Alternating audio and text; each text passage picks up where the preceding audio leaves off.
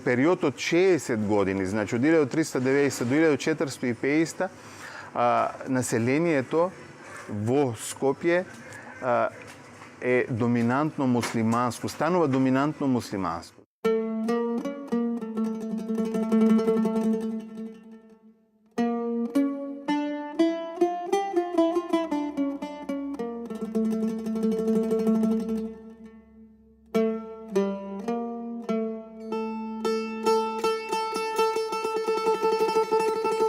Првиот попис, например, од 1453 година покажува дека 2/3 од населението се муслимани, а 1/3 се христијани. При тоа зборуваме за население од околу 4.500.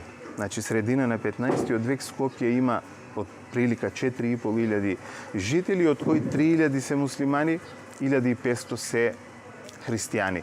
Значи, се уште немаме евреи. Евреите се дојдени во 16 век, кои придонесуваат во формирањето на таа синкретичка култура што ќе се создаде во Скопје до крајот на 19 век. Евреите се оние кои со доаѓањето после нивното протерување од Шпанија во 1492 година се населуваат на територијата на сите поголеми градови во Македонија, меѓу другите и Скопје, кои формираат своје гето, кои градат своја синагога, кои имаат своји училишта и кои исто така учествуваат во создавањето на идентитетот на османлиско Скопје. Постои верување дека постои и физичка подвоеност на малата кои се формираат во Скопје.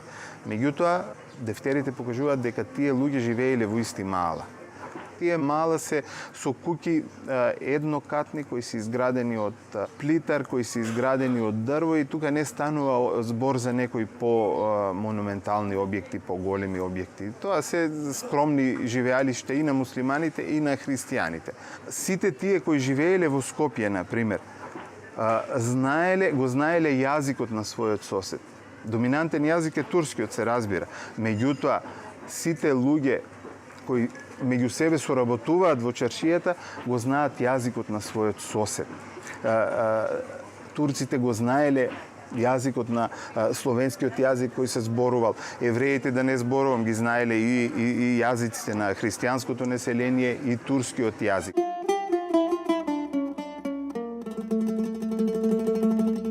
Во 1569 година, постои запис за тоа, во Скопје постоела книжара на Кара Трифун, во кој можеле да се купат христијански книги.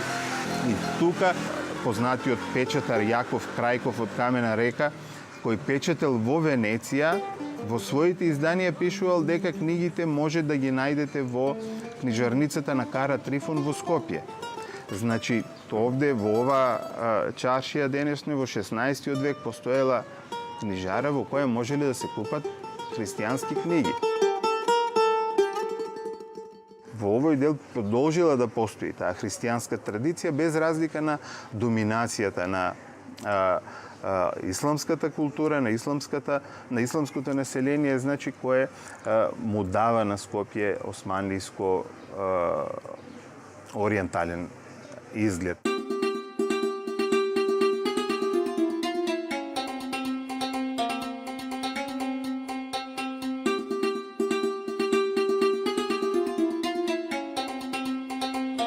Скопје станува една од после Солун најважниот континентален трговски и стопански занајчиски центар на Балканот за османлиите.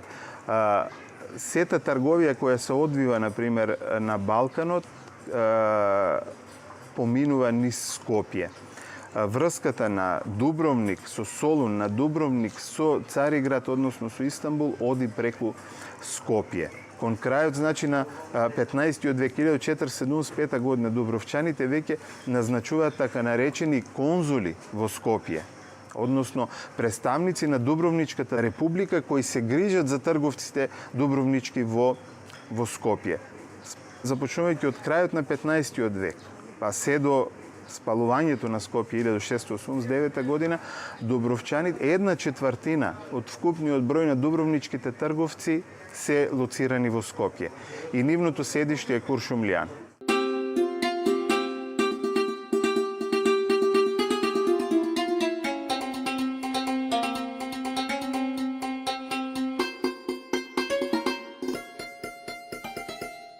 Покрај Дубровчаните, во Скопје престојуваат и трговци од Венеција.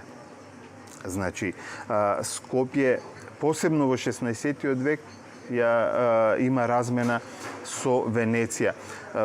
Има случај кога овде во Скопје се случува убиство на венецијански трговец кој живеал овде подолго време и постои писмо обраќање од венецијанскиот бајло до властите во Скопје да не се мешат во наследството на тој венецијански трговец, односно да остават тоа да си го повлече семејството од Венеција.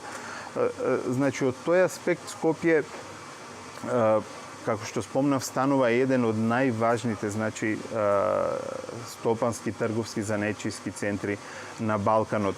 1568 година, последниот попис кога е направен, оние класични пописи на населението, Скопје има 10.500 жители.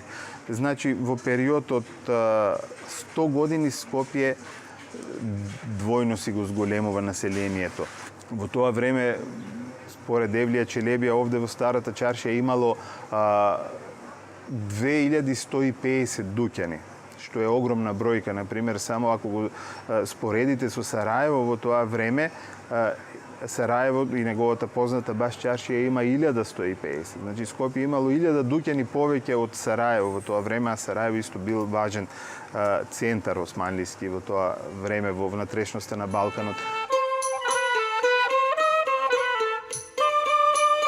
Постојат неколку документи официјални од локалната власт во Скопје во тоа време во која се на кожарскиот еснав во Скопје му се наложува, казнет кожарскиот еснав во Скопје, му се наложува да престане да фрла коски и кожи во Вардар, бидејќи го загадувал Вардар и го попречувал текот на реката.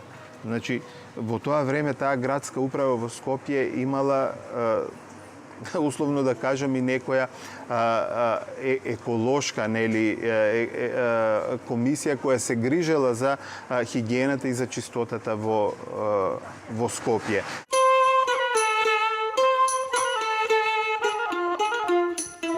Скопје, крајот на 17 век пред спалувањето, е, значи, еден од можеби првите 3 османлиски града во европскиот дел на Турција.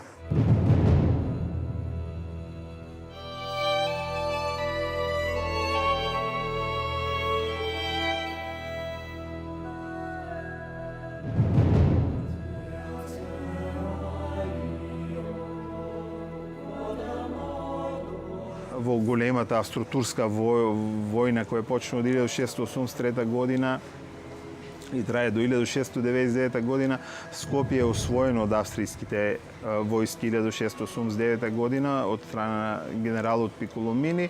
Освојувањето на Скопје од страна на австријците се претпоставува дека било олеснато и поради тоа што во тоа време во околината на Скопје и во Куманово дејствуваат востаниците на Карпош.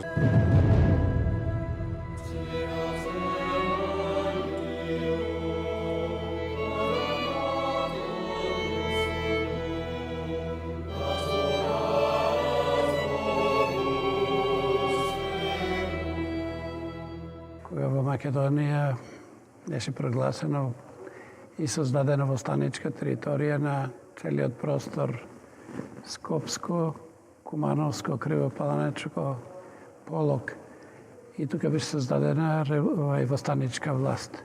Тука беше воспоставена и прва воено политичка врска и соработка меѓу австријската воена команда и востаничкото, македонското востаничко раководство, предводено од војводата Карпош. Тука престојуваат само неколку дена австријците и потоа се приморени да се повлечат и при повлекувањето тие го запалуваат Скопје.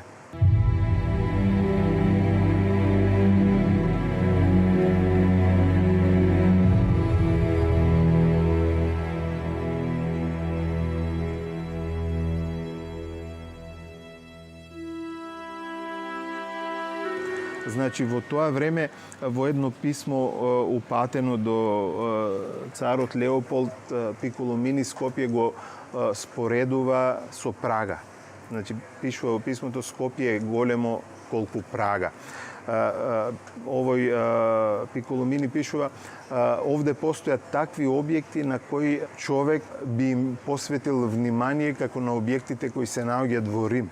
Значи овдешните овие објекти тој ги споредува со објектите во Рим. Меѓутоа спалувањето на Скопје е една ужасна трагедија за градот, една од многите кои ги доживува во својата историја, бидејќи после спалувањето на Скопје, значи 1689 година, Скопје не успева да се подигне и да го достигне тоа ниво што го имал во 17 век, се до втората половина на 19 век. Сеќавањата во врска со пожарот од 1689 се поврзани со потеклото на населението во градот, значи од каде се дојдени, кога се дојдени, и исто така за просторот, големината на градот, но исто така и местото на каде што бил лоциран град. Но најмногу се застапени сеќавањата поврзани со потеклото на населението. Така многу семејства муслимански и христијански во 19 век, крајот на 19 век, почетокот на 20 век, гајале сеќавање дека нивните семејства не се постари од 200 години односно дека најрано доште пред 200 години во Скопје. При навлегувањето на австријците, голем дел од муслиманското население, жителите во Скопје бегаат и се повликуваат на југ. Одат во Солун, во Цариград и добар дел од нив веќе не се ни враќаат во Скопје. Така во Истанбул се формирало Ускуп Маало, кое постоело во 17 век и кое било ствари формирано од бегалците муслимани од Скопје.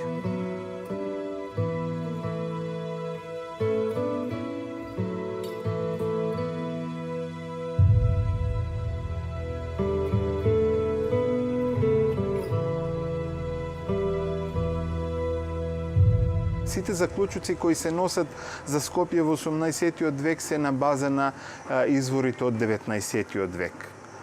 Како што реков, пописот, например, од 1844 година покажува дека Скопје, ако во средината на 19 век е со 10-11 жители, како што имал во 16 век, дека Скопје немал силен развој од 19 век. Ако бројот на занаетите е само 90, според тој попис, исто така покажува огромен пат на стопанската дејност во Скопје. Всушност, тоа е резултат на тоа спалување и таа австро-турска војна, меѓутоа тоа е резултат и на општиот пад во самата Османлиска империја.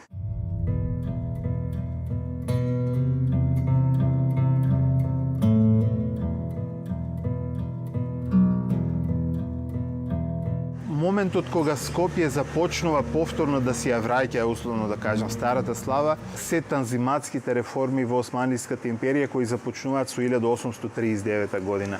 Повторно во 1834 година со реформата која се прави станува центар на Санџакот, на Скопскиот Санџак. И тоа повторно возможува во Скопје да се вратат и администрацијата османлиска и повторно се концентрира еден дел од војската.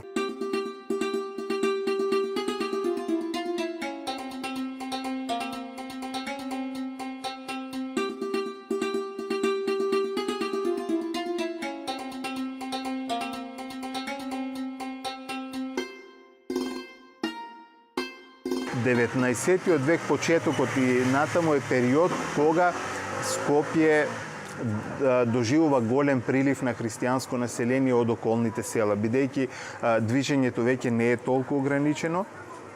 Христијаните стануваат се похрабри да ga напуштат селската средина и да дојдат во градот. Скопје почнува постепено да го зголемува бројот на христијаните. Освен религиозната припадност, исто така може да диференцираме јазична припадност, односно јазичен идентитет, кој јазик го зборувале скопјаните во 19 век.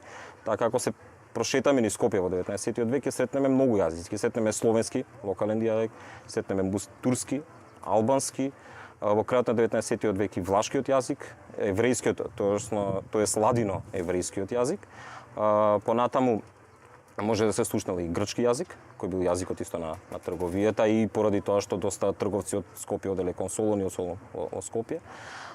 Понатаму може да се слушнат од крајот на 19 век со појавата на национализмите и отварањето на екзархиски и патриаршки училишта, односно на бугарски и српски училишта, во кои се изучувале стандардниот бугарски и српски, во градот може да се слушнат тогаш веќе и стандардните бугарски и српски, стандардниот бугарски и српски јазик.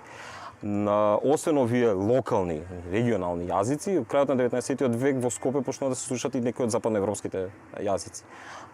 Предуслов за појавата на овие јазици во градот е изградбата на железничката линија Солун-Скопје и отварањето на конзулатите на некои западноевропски држави и Русија.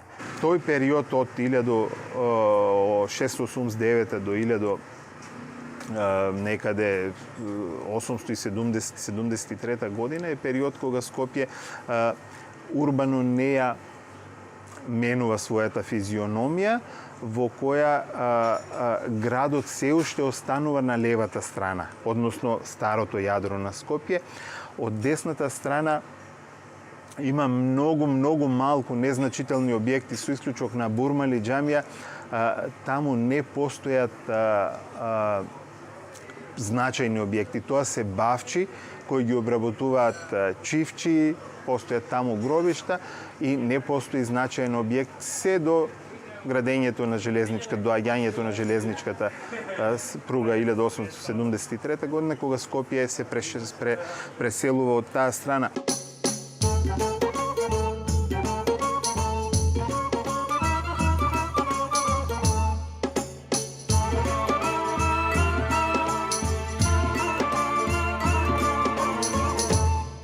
Кога Отоманската империја гради во 70-тите години од 19 век, кога гради железничка пруга, со таа пруга Скопје се умрежува и повторно станува некаков локален центар, империјален, со што се дава зародиш за формирање на овој град денес. Градењето на железничката станица ќе услови да голем дел на населението почне да се префрлува од другата страна на реката Вардар и да градат таму објекти. И на тој начин се гради, се создава оската кој оди од железничката станица на југ на север кон Вилецкиот конак. Тоа е денешната жолта зграда до јужно од Мустафа Пашината џамија. И денеска таа оска постои, функционира во градот и една од главните пешачки зони на Скопје.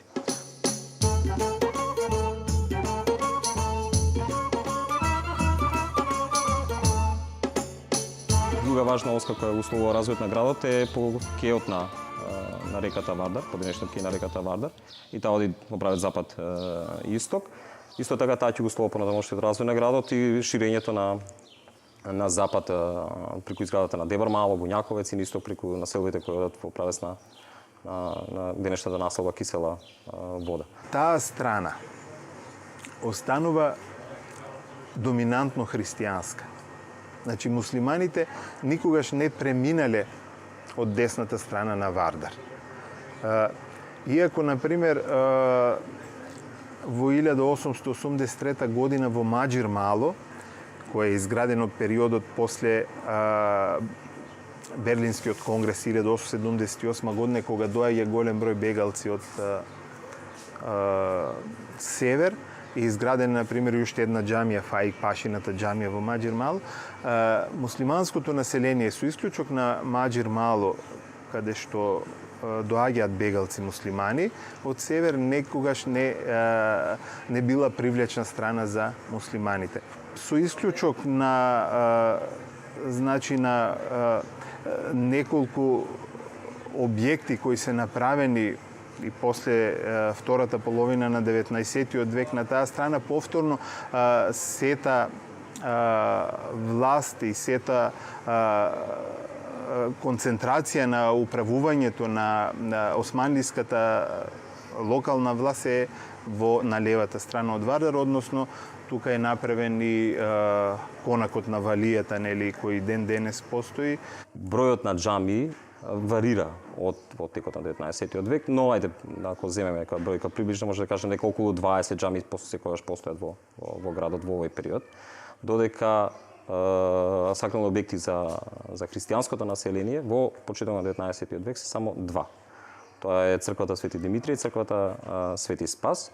И така ги биде ситуацијата се до 1835 кога се гради црквата Света Богородица.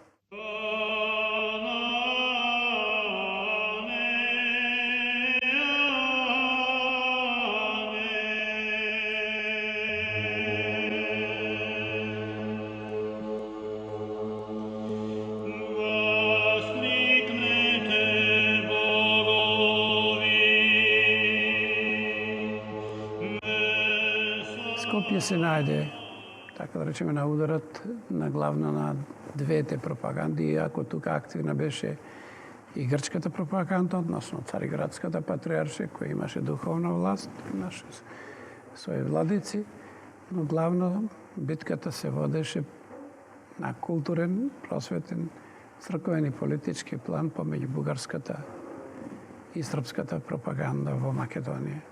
Србија успеа да издействува поставување на српски владика во Скопје, тоа е Фирмилијан, и со тој начин се стекна српската пропаганда се легитимитет за понатаму поактивно и поагресивно действување во Македонија. Пора е да ги преземат и духовните објекти. Особено е жестока битката и за црквата Свети Спас.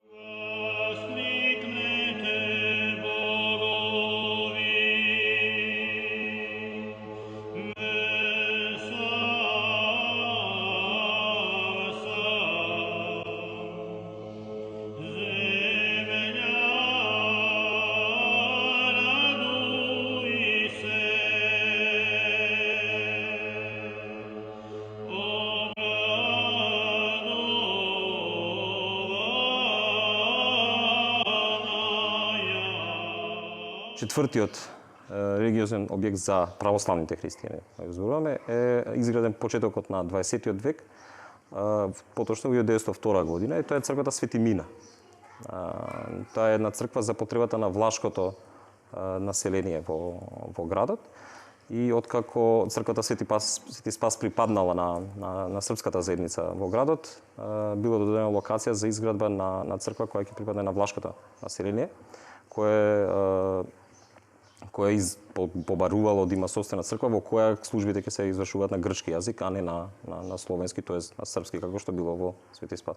Останатите две цркви, Свети Димитрije и Света Богородица, припаѓаат на екзархиската црква во Скопје. Уште еден објект религиозен на христијаните кој овој пат на католиците, тоа е католичката црква, која денеска не постои, а се наоѓа на локација каде што блиску до споменикот на Мајка Тереза и спомен куќата на Мајка Тереза во центарот на Скопје. Таа е изградена во почетокот на 90-тите години од 19 век и се постои се до 1963 кога е срушена.